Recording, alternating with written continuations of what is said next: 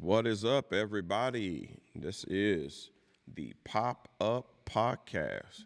Hope you guys are all doing well. Hope everything is lovely for you. Let's do what we normally do. Let's get some a round of applause. Yes, and let's get that obligatory air horn. There we go. I'm your host, Pastor Andre Mitchell. You see my good friend, Miss Mary. Miss Mary, love you. Good to see you. Let me bring in my brother, Stephen Mitchell. Say hello to the What's people. up? What's up, everybody? Good to see you. Blessings, blessings, blessings. Yes, they were all excited to see you. So we are back in the lab, back after it again.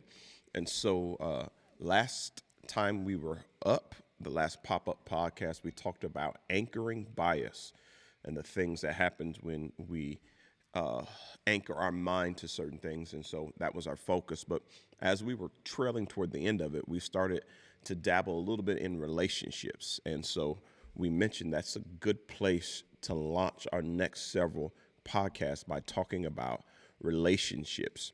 And hello, Teresa. Good to see you. So today we're gonna start off and we're gonna start talking about relationships. And so there was a question I had for my brother Stephen because it's something I noticed that I found very interesting in his life, specifically and particularly, and it is the fact that lately he's been in a lot of weddings and going to a lot of weddings. What call it groomsmen. He's been a groomsman in a lot of weddings, and most of them are from his time in college and his friends in college, and so they have seemed to develop a strong bond. Those friends, and some of them is goes even beyond, like they're like best friends. And so I wanted to ask him, what did he thinks makes those relationships work? And the reason why I'm bringing that up is for the fact that when I went to college, most of those relationships, I would say, are temporary.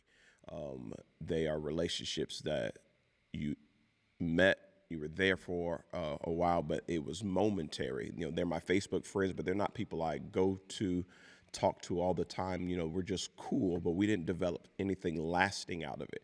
But he seems to have a core group of people where these develop lasting relationships, where they are uh, godfathers and godmothers to each other's children. So I just kind of want him to talk about how he thinks those, what some people would call temporary relationships, how did he leverage that into something greater and bigger? So I'll kick it to you, Stephen, and you can go how you want. But just what's the secret sauce? Let me put it that way. What's the secret sauce into those relationships?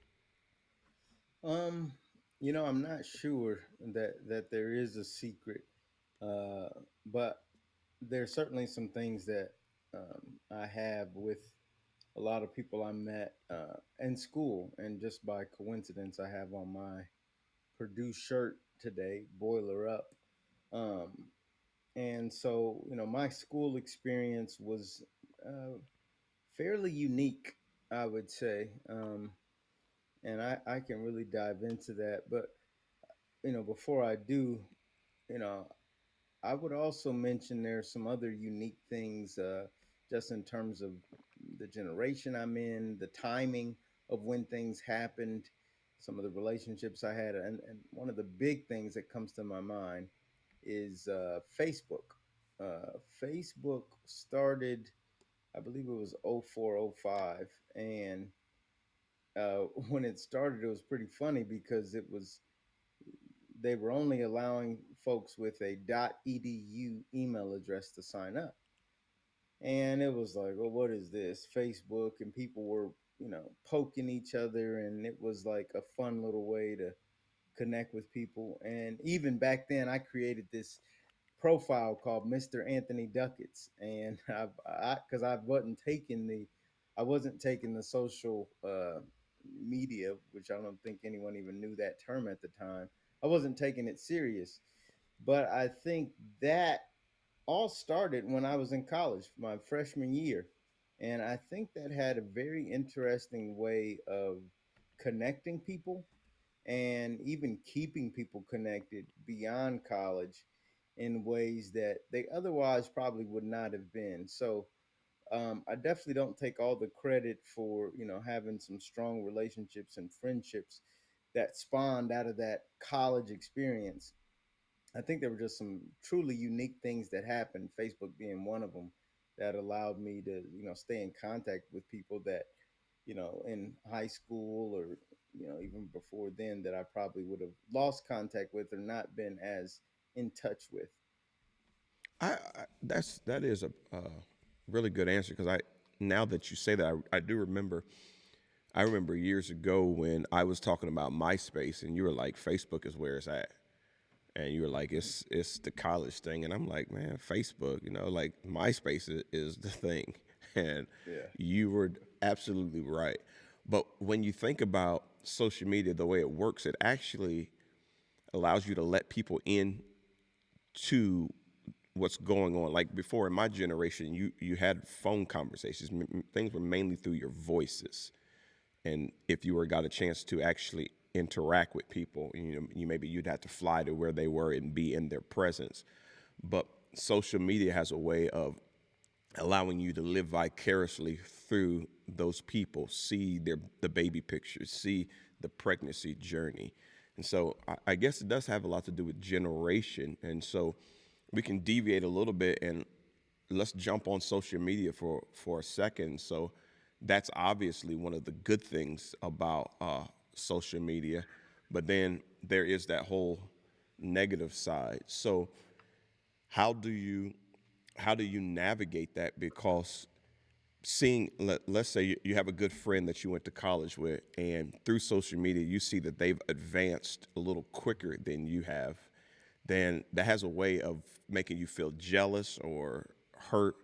So how how have you worked through that and being connected in that way, but also still running like your own race at your own pace?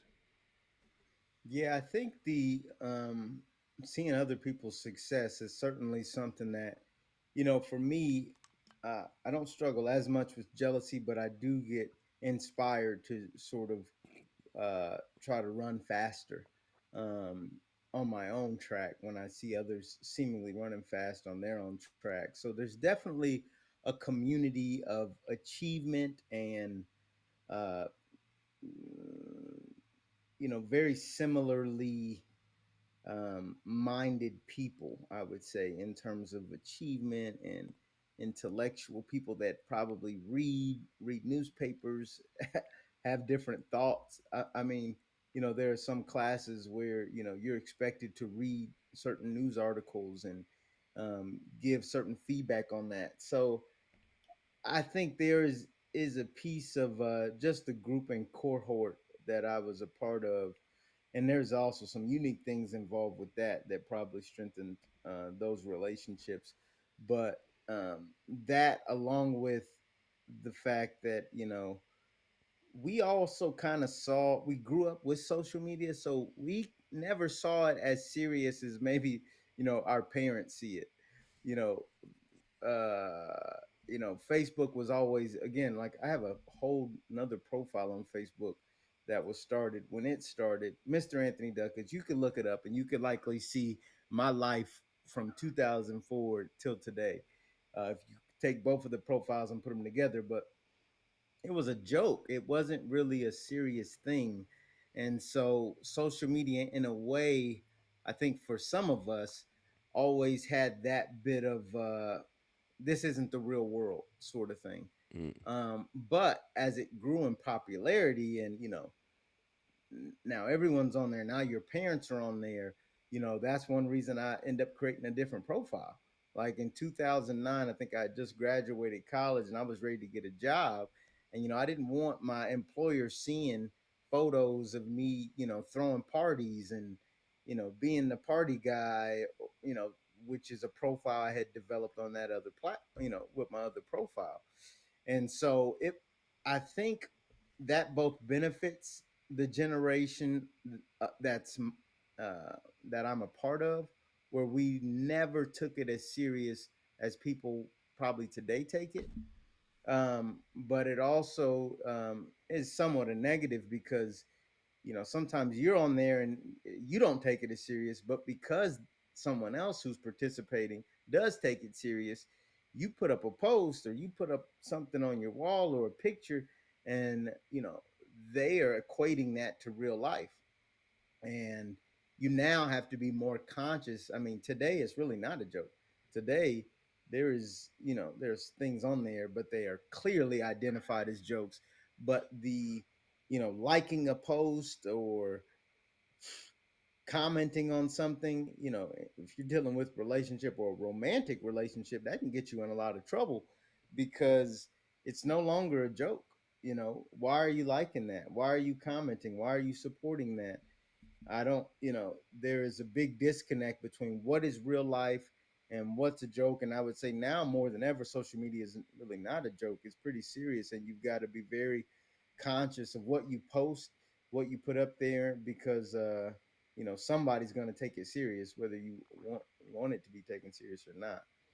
That's very interesting. So it seems to me, it seems to suggest to me that even early on you recognize it as a tool, but it was a tool for just extracurricular activities, a tool for nothingness.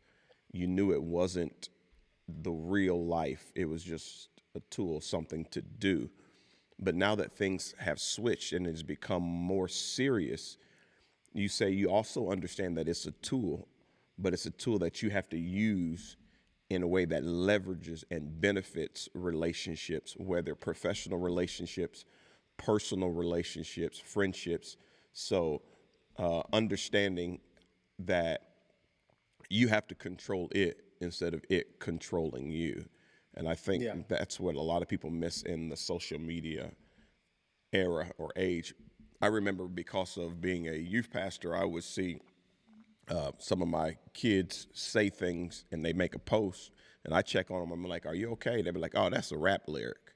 They would just post a random rap lyric, but Yeah. to me, I'm like, "What are you saying? What are you saying? What are you talking about?" But all those people who knew what they were saying were okay, and I'm like, "Are you tripping? Are you tripping? You okay?" You talking about shoot them up?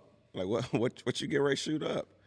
Right. But understanding that, and I think that's we can tie this back into relationships, but I think that's indicative of the world itself, that things change and adjust and shift, and you have to be willing to adjust and shift with it, even if you're already in it. So you were Yeah. already in social media, but it started to shift and change on you. So you decided to shift and change, and that is called relating, learning how to relate to things and adjusting, making the adjustments, which kind of goes back a little bit to anchoring bias. That if you're if you're anchored to something wrong, you won't be able to shift and adjust the way you need to.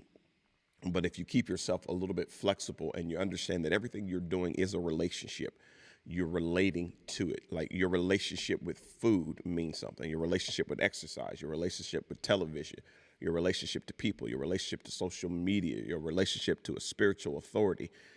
Everything we do is based on relationships. And if we can leverage those things, we understand that relationships are currency that you invest in and get something out of. But uh, currency, just like stock market, it goes up and down. So you may have to adjust. Is there anything else you think you could add to that when it relates to the idea of social media, but also the idea of relationships? Yeah, I'd say, because I started off there in the social media because I mean, it's just a thing that was very true about um, how I've been able to stay connected to a lot of people I met in college, and maybe become more intimately connected to them than I even was connected to people that even I was in high school with. And I think social media did play a large part.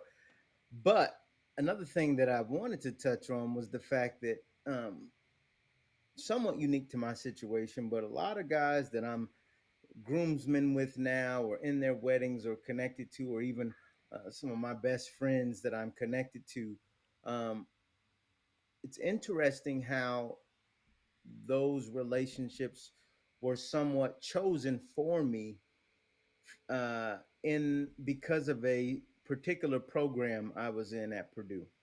which is called the Business Opportunity Program. If you've got children or no children, nieces or nephews or anybody, I implore you to look it up. Business Opportunity Program. It's a program for minority students to help them accelerate into college a little quicker and to make sure they succeed. So because of that, there was a man, Dr. Bell, who since passed on. But he had done this for 25 years. We were one of his last classes in 2004.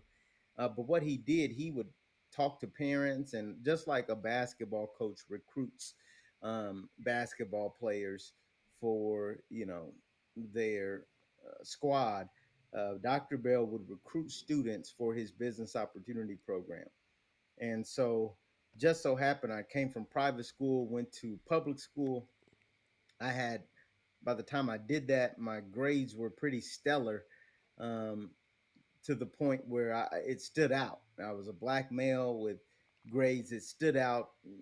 I pretty much coasted my junior and senior year in high school because of this private school I was in, and I had made pretty decent grades. And so everybody in this program was also very good students. And they had either known they wanted to do business or they were convinced by Dr. Bell that they were going to do business. And so uh, a lot of folks that I'm connected with were actually in that same program. And what I think is most interesting about that is that it shows how important it is for you to get around like-minded people. And when you talk about friendships and relationships, I was lucky enough to have someone kind of do that research and do that recruiting for me. Um, but being around like-minded people is probably uh, the most enduring thing that has helped me with my relationships, uh, to the point where I'm connected with these guys for the past 15 plus years and will likely be connected with them well into the future, because there's just, even though we've gotten to beefs and stuff like that, it's just a lot of stuff. We have a lot of similar thinking on stuff. It's a lot of similar interests in that way. Yeah, it's funny. Before you actually said that, I was typing that in the comments. The power of being around like-minded people, and actually, while I'm typing, I heard you say that because that's what I heard as you were talking. That was the secret sauce, so to speak. The idea that you were grouped with people who had similar minds. So the idea that you guys are still connected is not so hard to grasp now because you were grouped based on mindset. So there's some wisdom there that I think we need to touch on. You do yourself a disservice when you are the only person in the room that thinks like you, because there's nothing. The idea, the scripture actually says iron sharpens iron. That idea of being sharpened by someone who is similar minded, similarly driven, it does something for you. And so when you don't have anything and anybody around you to look to push you, then you seem to fall backwards more than you will advance forward. So the connection that you have was that you guys were already similarly minded and were being taught the same things, learning the same things. And so the arc of your lives are already similar. So I see some power in that. All right. So, all right, what about being with like minded people that you're very different from? Because everybody that you're like minded with, your personalities don't necessarily mesh. So you said you had some beef, but is there a premium on getting past beef because you know someone is still like minded? In other words, pressing past what you disagree on to grow from where you agree on. Can you talk about that? Yeah, absolutely. Um, if everybody's a spoon, then it's going to be difficult for you to really be utilized in the best way as utensils. right? Somebody needs to be a spoon, somebody needs to be a fork, somebody needs to be a knife. And I think I learned that from Bishop Jakes. Like, you need different opinions around you. There is a premium on having people that are different from you, like-minded, but different personalities, different way of interacting, different emotional standpoints, different things they care about, different ideas of what fun is to them. And yeah, we have absolutely decided in many cases to get over something that could have torn us apart because there is a premium on having different diversity around you. Um, to the point where you have to learn, okay, am I going to die on this disagreement? Am I going to be so upset about this that I totally kick somebody out of my life? And you think about the things that you mentioned. Some of these guys are pushing themselves forward. My one friend just completed the bar, so he's now going to have his legal license to practice law, right? And so, yeah, there may be some stuff I disagree with my buddy on, but do I can have somebody I've known for 15 years that's a lawyer be in my circle as a trusted advisor, and he also does other entrepreneurial things, or I can be upset that he doesn't want to go out and party with me every time I go out and party. It's when you put it in perspective, absolutely there is a premium in getting over disagreements, getting over beef, because you need people that think differently from you but are also like-minded. It's quite fascinating, but you don't need everybody that just agrees with you to be around you.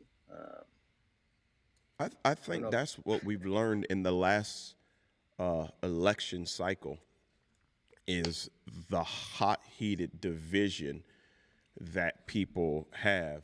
But and even in America, even though Joe Biden won, there was several millions of people who still voted for Donald Trump.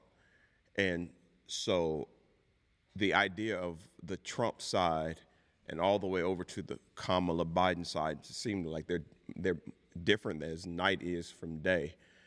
But after the vote was over, those people still have to work together. People, they still work in the same jobs. Some of them are in the same hospitals. And so they've had to figure out ways to agree some way to move the needle forward. And maybe politically they vehemently disagree, but in life they can still work together. And when it comes to relationship, to me, sometimes that's the secret sauce in marriages, because as they say, men are from Mars and women are from Venus, and we can't be any more different. Even the makeup of how we make, the way our bodies are made up, we are just different. But yet, even when you look at sexual, we are able to actually unite. We can fit together, even though we are different. And then when you go beyond that to spiritually, emotionally, and uh, those other things, learning how to do life with someone that you're different than and that you disagree with for a greater purpose, for a greater good, can be super powerful, both positive and negative. A couple months ago, I remember talking about Martin Luther King's letters from a Birmingham jail, where he was imploring white clergymen to get involved into the civil rights fight because they were sitting on the sidelines. But when you looked at the people that he was reaching out to, and there was a newspaper article of people who were opposing him, and the people who were opposing him were so totally different. It was Jewish rabbi with Orthodox Christians, with Catholics and evangelicals, and they don't agree doctrinally on anything, but they agreed that blacks needed to wait in their press for civil rights. So you can be diverse and agree to detriment, and that's what we've seen that in the past. But how about we be diverse and agree for empowerment?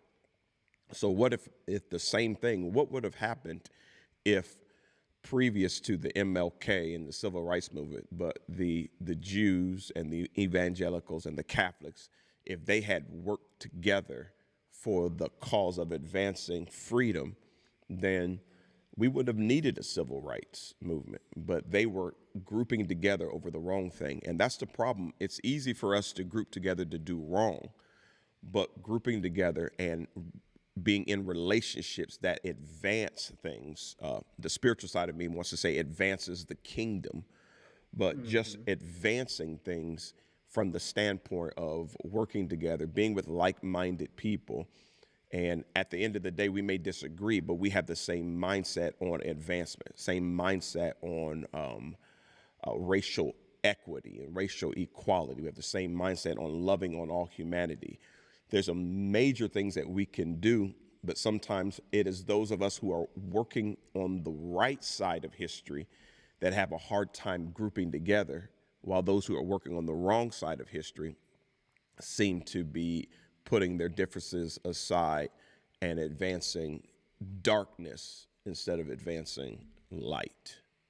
And that's the most underutilized piece about social media, about Facebook, LinkedIn, Instagram, is that many folks do not use that resource to really connect with people that they don't know, but that are in industries they want to be in, that are doing things they want to do, that are making money they want to make, have influence they want to have. Many of us use those things to connect with people we already know. And one thing that was interesting is funny because a lot of people do this. They're like, well, I don't know you. I'm not accepting you. And that's a good practice because sometimes it is spam and, people trying to connect with you for the wrong reasons. But that's why LinkedIn is a good social media platform because many times that's a more professional network and it's not so weird for somebody that a stranger to reach out to somebody else that they don't know. Um, but it's an underutilized tool to really get around that like-minded group and get around people that could really create enduring relationships. I'm in agreement with that. That's powerful.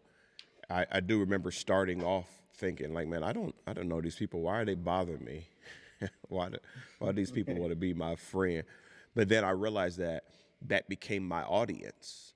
So I learned early on that the demographics of church was shifting and people were no longer coming inside buildings like they used to. Sunday morning was not the one-stop shop it used to be. So if I was ever going to get my voice and message out, I was going to have to get it out beyond the four walls of the church. So the fact that I have people requesting me to be friends on social media meant it was just as good as people deciding to walk in my doors and join my church because now I could communicate my message or messages to them. And then I at some point realized I'm actually going to have a social media strategy. And I laid out a strategy, and I love alliteration, so I'll give you my strategy. But it's faith. At some point, my social media is going to show my faith, family, funny, fashion. Pretty much it. So those things, and I wanted to have some type of mindset. And the reason why I wanted to have a strategy is so that I could easily pick and choose what fits. This doesn't fit within my strategy. So when it came political season, I wouldn't talk about politics on there unless I could connect it to my faith, unless I could connect it to, because if that, I'm a debater at heart. I was just going to get into debates, unnecessary debates. I was going to get mad at people, and it wasn't going to benefit me. So I realized it didn't fit within my strategy. So let it go. So there are some posts you can read and you can just let them go. I see people say Yeah. stuff about pastors. I see them saying things about church and Christianity is a white man's religion, and I have a whole lot of information that I can unleash, unload, and debate, but that doesn't fit within my strategy. It would have been unnecessary for me to get into it. So now, if someone asked me a question, I would jump into it.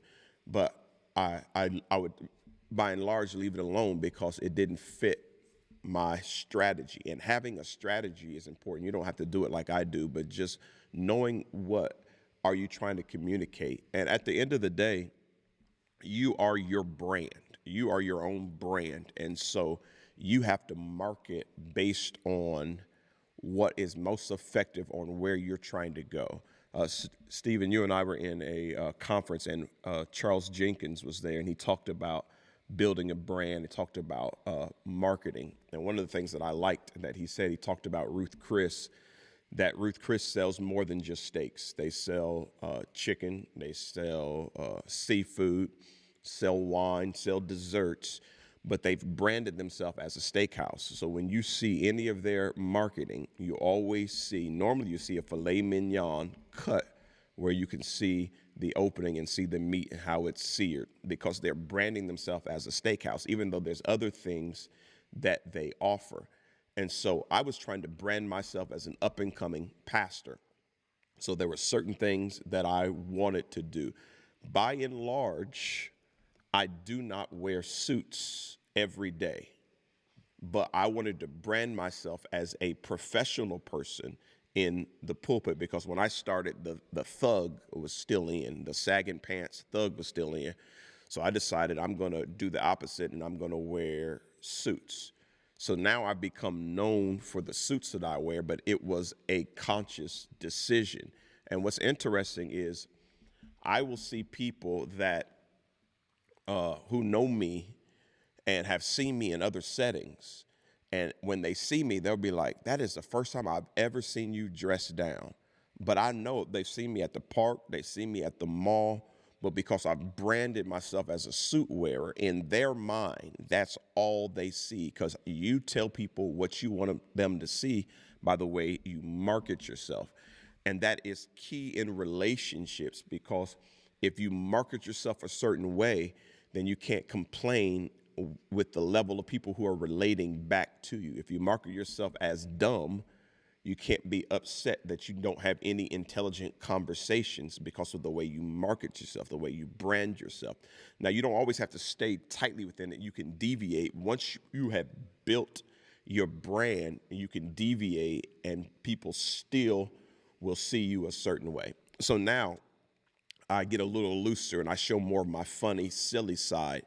But none of that detracts from my spirituality because people have seen me as, oh man, he's a pastor, he's a man of God, he's a family man, because that's what I marketed. Because the relationship I wanted with people, I want them to think a certain way about me without me being even there. And you can use that through your marketing. It's actually psychological, and companies use it all the time. What would you say about building a brand, being a brand, and marketing yourself and making relationships that way through social media?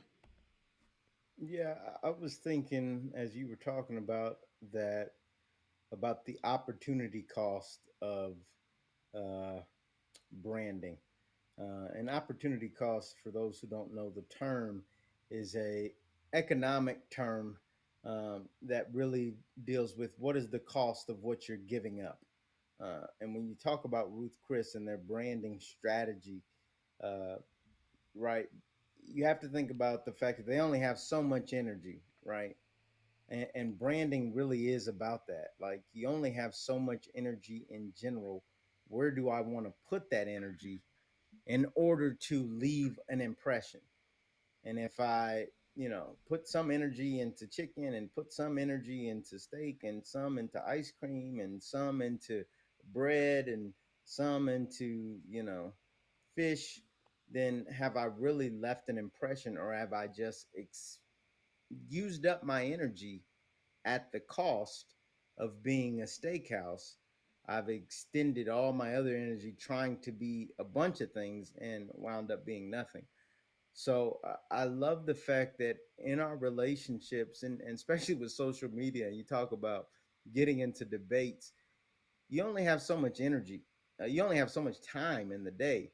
And I have literally, especially during the political season, I've literally on a Saturday been in a debate from morning until night debating someone back, or multiple people back and forth about politics, and it was a poor use of my energy, because not much was gained out of that. If anything, it was just my ego being able to show off some information.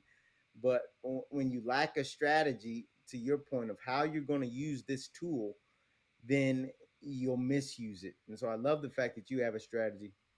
I love the fact that if you understand the opportunity cost around your energy, and that you only have so much, that if you don't conserve it, if you don't use it strategically, then you'll misuse it.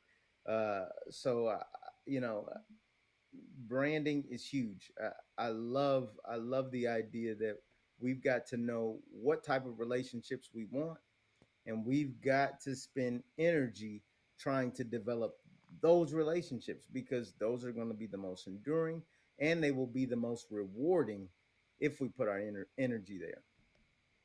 I like this comment that you just made, and hello, Thomas. Good to see you. Trying to be so many things that you end up not being good at anything, and you opportunity cost. I like that the energy that you you spend. You really have to leverage your energy well to know, okay, what am I good at? What is my main goal? What am I trying to communicate? What am I trying to portray? And focus on that so that you are so good at that that everything else you do can fall into it and it doesn't detract. A good example of that is McDonald's. McDonald's knows exactly who they are. That's why they can try other things that may fail. They can try certain sandwiches that may fail. They may not come back. They can try certain toys, whatever.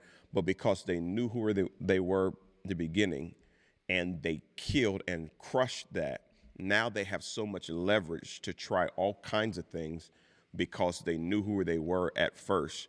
And at the end of the day, we don't even remember their failures, because at the end of the day, we know I can get some golden fries and I can get a burger there. I can get a Big Mac and get a quarter pounder. I can get chicken nuggets. I can get a Happy Meal.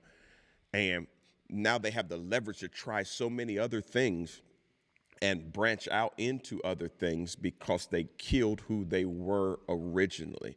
They nailed it. And I think that's what people fail to do. And even in relationships, they fail to keep the first things first. So if our relationship is just a friendship, it's not based on networking, it's not based on business, then let's crush the friendship stage first, because we may go into business and it may not work. So if it fails, we can always come back to the friendship level and we'll be okay, because we hit that first. And that's so important to marriages. If you are friends first, then whatever you get into later on in the marriage, because there's always going to be trials and issues, you can always go back to the fact that, well, we were friends. We started this off with the foundation of friendship. We built the friendship. That's why you shouldn't rush into marriage. You should spend time building the friendship, seeing people in every season. See how are they when they're angry, not just when you are in love, but how is it when they're angry at you and you're angry at them. It's not very smart to wait till you get married for the first time for you to see them angry and understanding that. So if you kill that friendship stage, develop it, grow it, then you always have that to fall back on, just like McDonald's knowing who they are. So I love that opportunity cost and the energy that you talk about. Yeah, I hope folks are getting from this, because I guess um, it's not as exciting to hear that, I don't need to spend my energy in a debate. A debate and a fight is much more fun. It's Yeah. much more entertaining to get on social media, comment on the last post that was the you felt was the most wrong, and go on that tangent.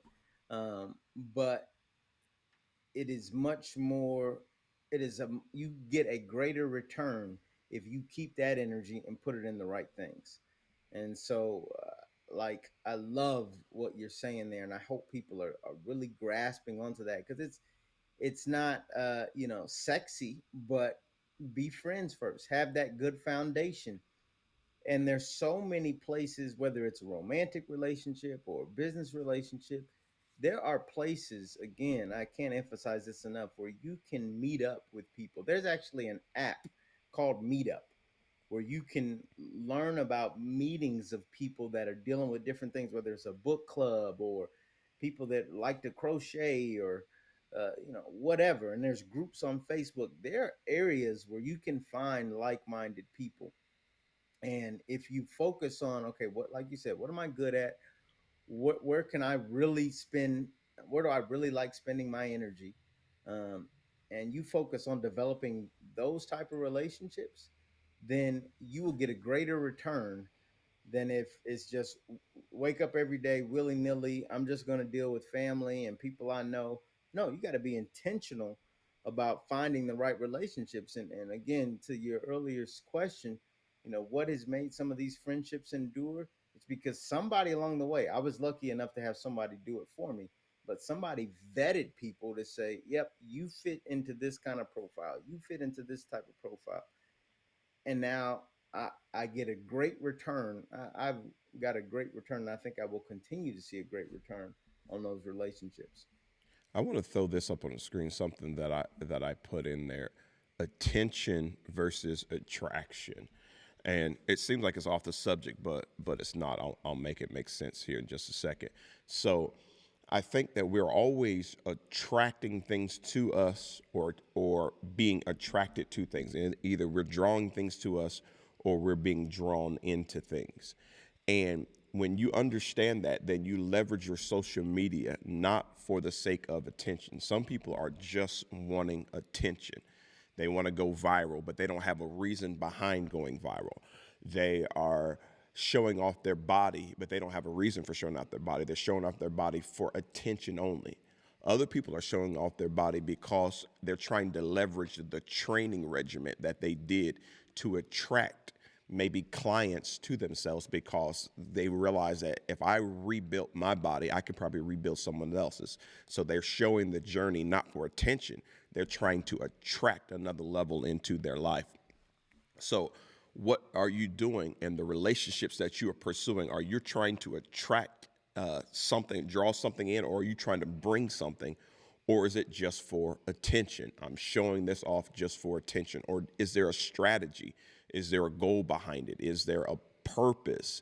And so when people come into relationships with purpose, it's so much easier, because you don't have to, as you say, you don't have to vet people when they tell you right up front, this is what it's about.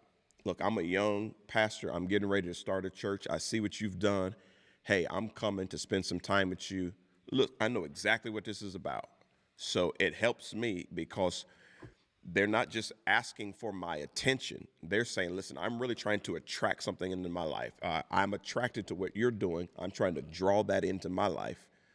I know exactly what the relationship is about, versus someone who just keeps popping up, and I don't understand. Okay, what's the purpose? What's the point? What do they want?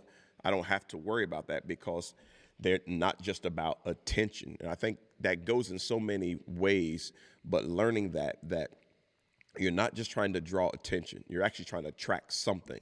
You either trying to attract yourself to something, be drawn to something, or drawn something into you, or both at the same time. So there has to be a purpose. There has to be a strategy. And when you seek relationships out like that, and purposeful, then it really revolutionizes the levels of relationships that you get into. And then if you take it all the way down, because when you think about attraction, we normally think physically, but if you take it down to physical relationships, if you if you look at men are visual. When you see a woman who just wants attention, she can catch your attention, but that doesn't mean you are attracted to her long term. You might be attracted to her for a one night stand, but you look at her and you automatically say, that's not the type of woman that I want to be with long term, or I'm not going to bring her home to meet mama. Yes, she can grab my attention, but I'm not drawn to her long term, because she doesn't know how to attract. And then there's other people who just intrigue you. They may be fully clothed. There may be nothing about them that is seductive. It's just they intrigue you. You want to get to know them, just through their smile, just through the way they talk, just You walked by them, the way they smelled intrigued you. It attracted you. It drew you in. So understanding the power of attraction versus attention is very vital in relationships. And I probably did a poor job at trying to hit all the angles, but there's so many angles that can go into. But Nope, attention did a is not good what you job. want. Attraction is more what you're after. No, you did an awesome job. And, they say these phrases, birds of a feather flock together. And whether you want it to or not, I think Bishop Ivy Hilliard says this, that your environment will affect you likely before you can affect your environment. So if you are around people that, for whatever reason, are addicted to attention, you're going to find yourself trying to get attention. If you see people posting things that are, attention gathering type of posts with their social media, they say things, they come into rooms and they just do things to attract attention, um, or to get attention, and they don't attract the right type of clients. They're not attracting any business. You have to be around the right type of people that can help you sort of excel to that next level. And it's amazing how you can either digress or progress when you have the right relationships around you.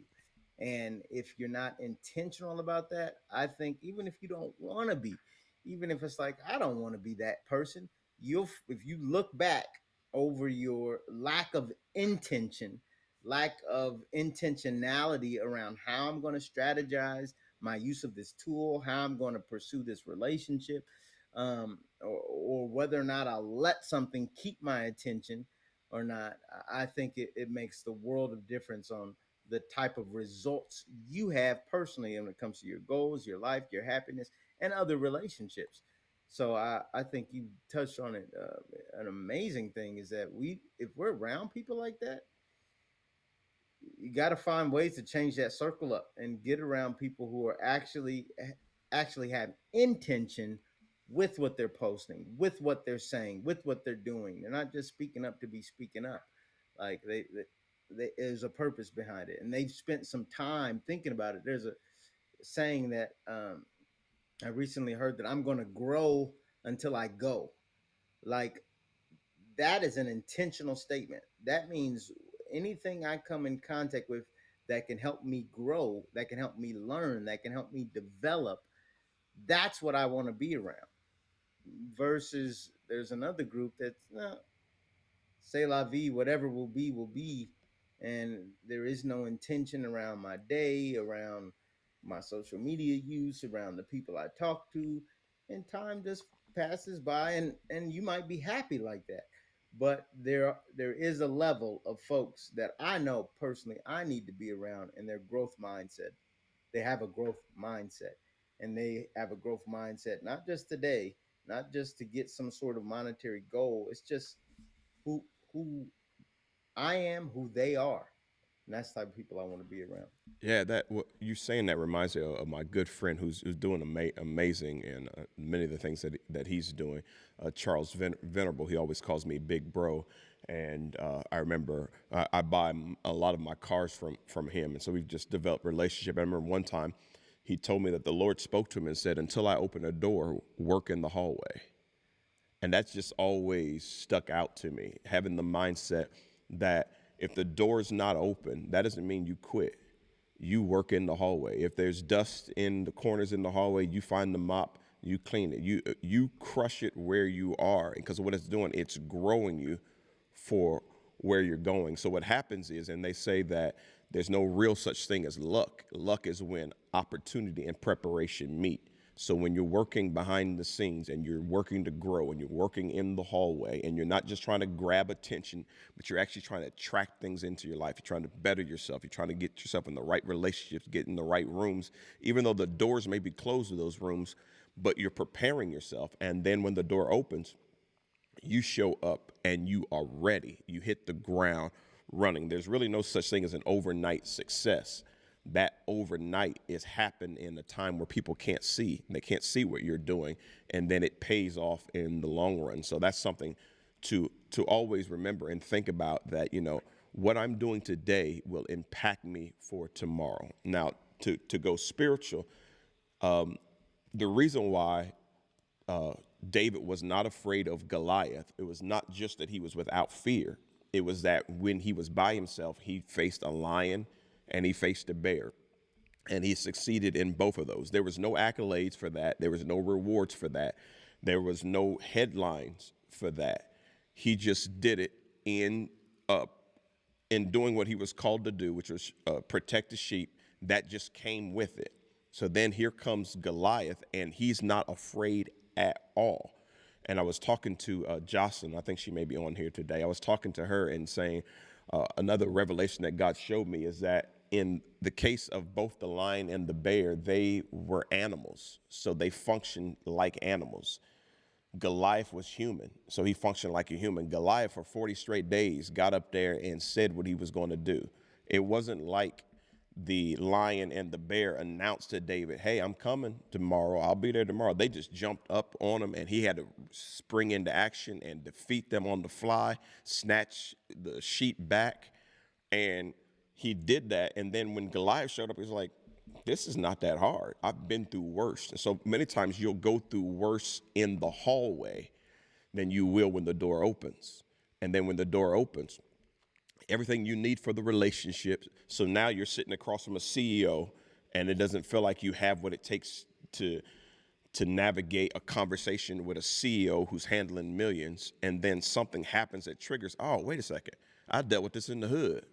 I navigated through the drug dealers who and the gangs that they were shooting, and found a way. Everybody liked me, so I can handle this whole CEO thing. It's like I've already been through it, and then when I get there, I'm ready. And then no relationship seems outside my reach, outside my grasp. Whether it's a relationship with an enemy like David, oh, you're Goliath, and he says, oh, you come with me with swords and spears. I come to you in the name of the Lord. And it wasn't like David was just talking. He knew I can handle this.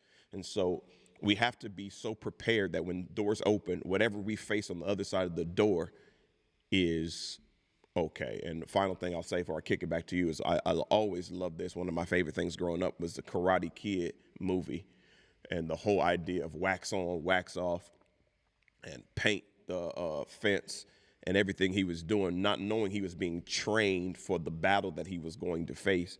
And he was being frustrated, said, I came to learn karate. You didn't teach me karate. You got me doing all these menial tasks. But those menial tasks was building the muscle memory he needed to win in karate. And so what you're going through now is going to build the muscle memory you'll need to make it in relationships, especially those key relationships that you need to garner the type of success that you want to garner in your future. Whew, powerful stuff. And something that just dropped in my spirit is restraint. Learning how to practice restraint may be the very thing that saves a relationship that should end if you don't have that restraint in place. And I so like when that. you're learning how to wax on and wax off, you're learning how to not respond to everything that's up on Facebook, to not respond to every text message, to not pick up every phone call. Learning how to exercise restraint because there's some people that are going to say some things, do some things that's like, oh, I'm done with you. I'm cutting you off. And, but sometimes just, I'm just going to practice restraint because they'll learn quicker than you that probably what they're worried about, what they're concerned about is not even worth ending their relationship. And what they said and what they, all the accusations they threw out, et cetera, probably are invalid. But it was just an emotional response. It was just an area where they failed to exercise restraint. But if you learn to exercise it, it'll help preserve a relationship that'll produce great returns in your life. Yeah, I like that.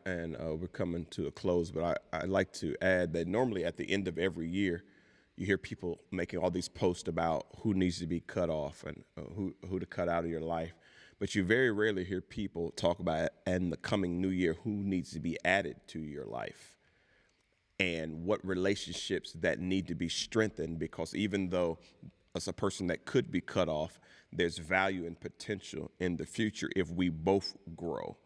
So I Mm. could cut you off, or I could do the hard work for us to both grow and be what we need to be to each other, or who do I need to add myself to? What rooms do I need to be in? What books do I need to read to put myself in that space? Who do I need to connect with? And so thinking from a winning perspective versus a negative perspective, that the only way I can win is if I cut people off. But what about I can win with the people I have with me, but I'm going to have to be the one to grow, because some of those people are actually hanging on to me because I am their key to the destination. So that's the key. That's what being a leader means, that there are people following you. And sometimes people following you are actually less than you. And it's Mm. up to you to raise them up to where they need to be. So you can't be distracted by every little thing that the people following you say to you, do to you. You can't take everything personal. You can't be offended by everything, because you have to grow to pull sometimes people where they need to be. And a lot of times that's family members. You can sometimes cut some friends off and things, but you're gonna see them same family members. Yeah. If you stay married, you're gonna see that same spouse every day and those kids. And if God doesn't relieve you from the job, you're gonna have to deal with that same boss. So how do you learn how to grow so that the relationships get better? Because the constant thing in every one of your relationships is you. You're the common denominator in every single one of those relationships. That's So heavy too. if you grow, then the relationship has to change. So you're better allowing people to cut away from you than you have to always cut, because you did the growing. And sometimes when you grow to a certain level, people just don't want to stay attached to you because it's too taxing for them to grow with you. So Hmm. since you're the common denominator, you choose to grow, and everything that relates to you and everything that you're relating to shifts because of what you are doing. Amen. Amen. Baby, get you some good relationships. Be intentional about it. And You, you you pull my mom, you put our mama out on that. Say it again. Hit that baby again, baby, got to baby. get you some good There relationships. you go. Got to. That deserves a DJ air horn right there. All right, we thank you for those who tuned in. Please share it, rewatch it, and get something out of it. And then as we go, we still do it every other week. So I think July 7th would be the next time that we are together again. So, what are some questions that you may have about relationships as we move on? We're going to kind of stay in this vein for a while to dig in what relationships look like, and we went through several things that just were kind of powerful. I even need to look at this again myself, but I will kick it to you to do our sponsor, to talk about our sponsor, and then I will close us out. Our sponsor is DiamondShineCleaner.com. Thank you, Diamond Shine. Clean with the power of diamonds. Their products can be found on Amazon.com, Lowe's.com, CleanItSupply.com, Etsy.com, eBay.com, a lot of Walmart.com, a lot of .coms. So check them out. And you can also find them on Facebook, DiamondShineCleaner.com. And go ahead and hit them with the voice. DiamondShineCleaner.com. In stores near you today. This is the pop up podcast. We are popping up and we're popping out. Have a great evening. Thanks for tuning in. Love you all. Peace. Love y'all. Till we Peace. see you again.